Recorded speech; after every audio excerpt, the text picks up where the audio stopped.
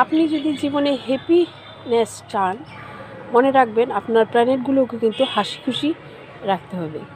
অর্থাৎ আপনি নিজে যদি হাসি খুশি থাকেন, তবেই আপনার বার্থ চার্টের যে 9টি গ্রহ আছে, নবগ্রহ, তারাও মানে হ্যাপি থাকবে, হাসি খুশি থাকবে।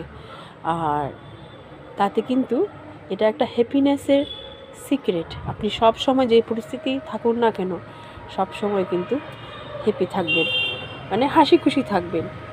আর আরেকটা জিনিস, আপনি যখন কোথাও বেরোনোর আগে 3খানা এলাচ মুখে দিয়ে বেরোনোর চেষ্টা করবেন।